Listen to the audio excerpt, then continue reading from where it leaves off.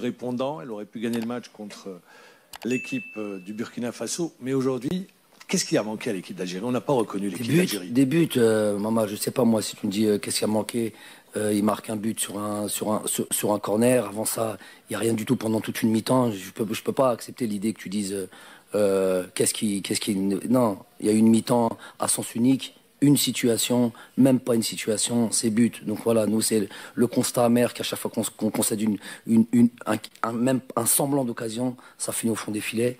On peut revenir sur tous les buts concédés et vous verrez ça. Il y a des choses que je ne peux m'expliquer. Ensuite, on n'arrive pas nous à marquer alors qu'on a des situations, plein de situations. Voilà, donc.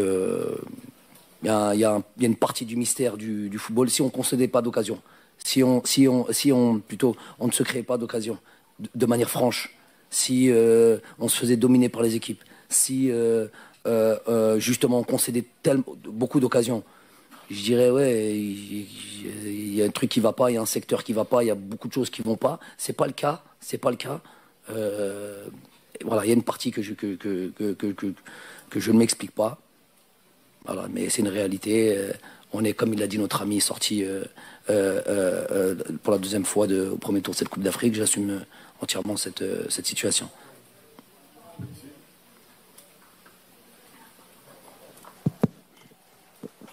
كوتش السلام عليكم. خيبة أمل كبيرة للجمهور الجزائري المتواجد في الجزائر ولا المتواجد في بواكي. خروج من الدور الأول في كان الكاميرون، إقصاء مر من المونديال. دقيقة كوتش، إقصاء مر من المونديال وإقصاء مر أيضا من الدور الأول لكان كوت ديفوار. هل جمال بلماضي راح يقدم اعتذاراته للشعب الجزائري وراح يرمي من شافه من على رأس المنتخب الوطني؟ وشكرا. كي ندخلوا بلادنا ونعادوا في بلادنا إن شاء الله. Ici.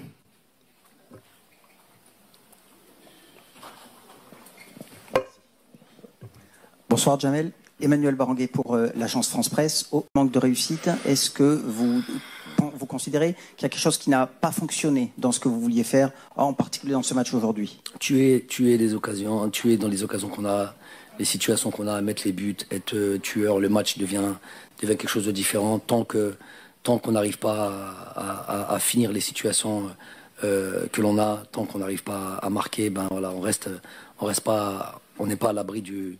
Surtout qu'en face, il y a des joueurs. Je vous ai dit qu'il n'y a plus de petite équipe en Afrique.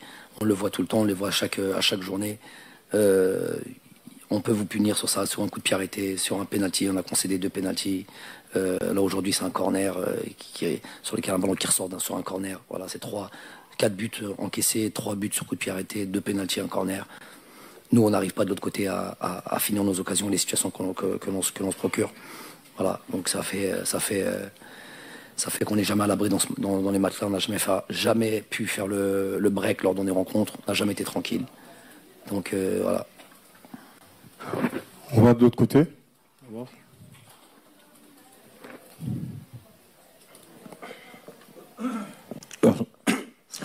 Bonsoir coach, Jamel, Latif, Miroir Info Togo. Alors, Jamel, héros en 2019. Mais derrière. S'il vous plaît, ne répétez pas, par contre, si je peux me permettre, les mêmes questions, par contre. Si ça tourne autour de. On est sorti au premier tour et puis on a fait ça en 2019, on va pas s'en sortir. Je vais pas répéter parce que j'ai l'impression que c'est toujours les mêmes questions. Vous ne pensez pas que c'est la fin d'un cycle, Jamel? Moi, peut-être. Voici ma question. Peut-être, oui. Peut-être. Ok, donc voilà.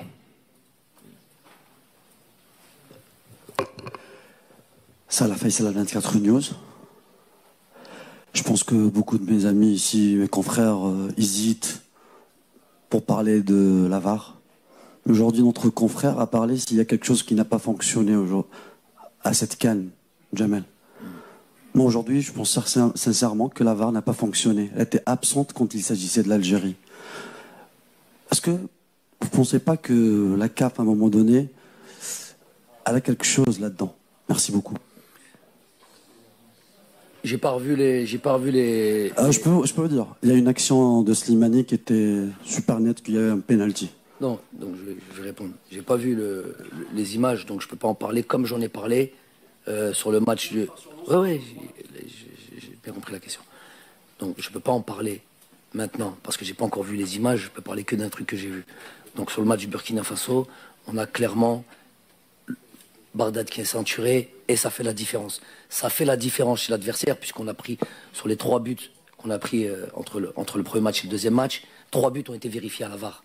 Donc, ça fait carrément la différence. Nous, il n'y a pas de VAR qui est vérifié sur ce deuxième match. Apparemment, pas de VAR se vérifier sur ce dernier match. Les joueurs me disent clairement, et ce n'est pas des gamins, comme tu as dit, Islam Slimani, il y a faute ou il n'y a pas faute. Il me dit comment tiens. Ça, c'est un constat. Ça, c'est sûr et certain que de notre côté, elle n'a pas marché, elle n'a pas fonctionné la VAR. Ceci n'explique peut-être pas tout, mais en tous les cas, sur cet aspect-là, quand nous concédons sur les buts, 3 buts qui ont été validés par la VAR, à vous de faire les comptes. Maintenant, si vous voulez être aveugle, moi par contre j'ai vu quelque chose sur le terrain et je veux pas. Vous avez parlé de ça, je continue. Quand je vois, moi la ligne appartient aux arbitres, au 4e arbitre et aux entraîneurs. Quand je vois le président de la fédération qui vient tout le match haranguer l'arbitre et qu'on lui dit mais vous vous rendez compte ce qu'ils sont en train de faire et que tout le monde m'esquive, tout le monde fait semblant de ne pas comprendre, l'un après l'autre.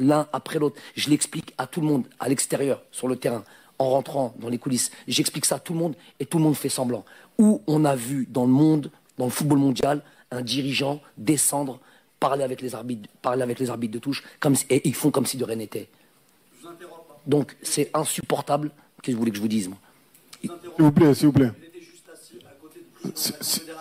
S'il vous plaît. S'il vous plaît. S'il vous plaît.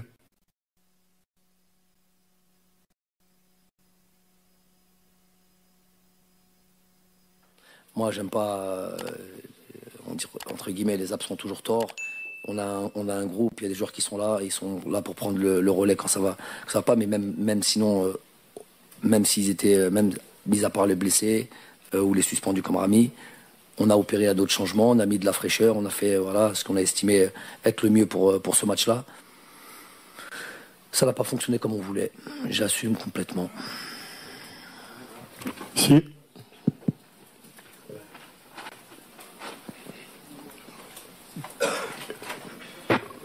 Hachim El Yemani, le quotidien de Nouakchott.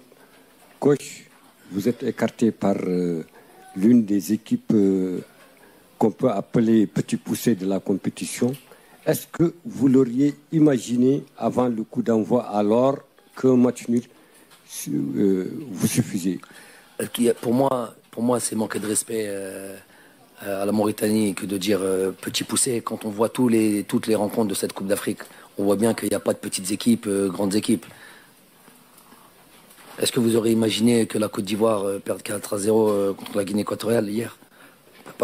Donc on voit ça durant toute la Coupe d'Afrique. Donc si c'est pour dire que je suis un gagnant, je suis un compétiteur. Donc avant chaque match, j'estime que je pars pour gagner un match. Donc après, je suis pas entre guillemets Madame Soleil. Les résultats, je ne peux pas les prévoir à l'avance. La tournure des événements, je ne peux pas la prévoir à l'avance. Aujourd'hui, c'était contre nous. J'en suis à notre 6e défaite en 6 ans dans une compétition aussi importante que celle-là. On en a conscience, on prendra nos responsabilités.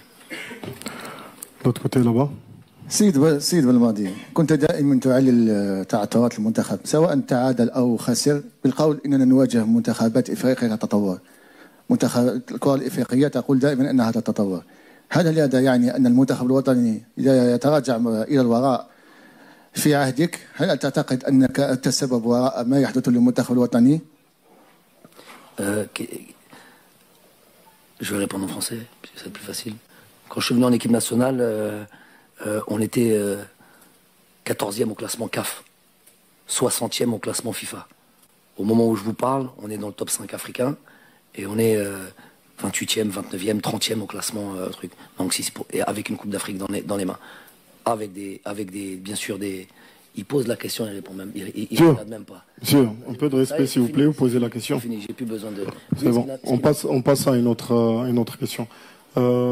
Ici, oui, s'il vous plaît.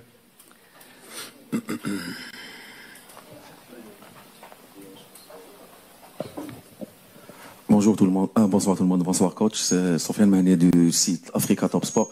Donc je veux avoir une réponse coach par rapport à l'équipe d'Algérie. Qu'est-ce qui nous a manqué, franchement, pour passer au deuxième tour, sachant j'estime qu'on a un effectif riche et une génération dorée. Merci. Génération dorée, faire attention aux mots. Toutes les équipes ont des générations dorées, toutes les équipes ont des bons joueurs. Je dis, l'efficacité n'a pas fonctionné. Si on regarde, c'est dur après un match d'aller dans ce domaine-là. Moi, je n'ai pas toute ma lucidité. Je ne dis pas assis pendant toute la rencontre en attendant la fin pour poser des questions. Mais si déjà on analyse les 3 matchs, il faudrait voir la fiche technique aussi de ce match-là, possession de balle, tout ce qui a à voir avec les situations offensives. Quand on voit à la fin, il n'y a pas le rendement espéré justement par rapport à toutes ces statistiques. Voilà, j'ai pas le mettre un but qui tape la barre au lieu de taper la barre, rentrer à l'intérieur, un truc, toutes les situations qu'on a pu avoir, ça fait la différence sur un match. On aurait voulu donner à l'occasion de poser plus de questions, mais cette conférence touche à sa fin. Merci beaucoup coach. Merci à tous. تابعونا على المواقع التالية: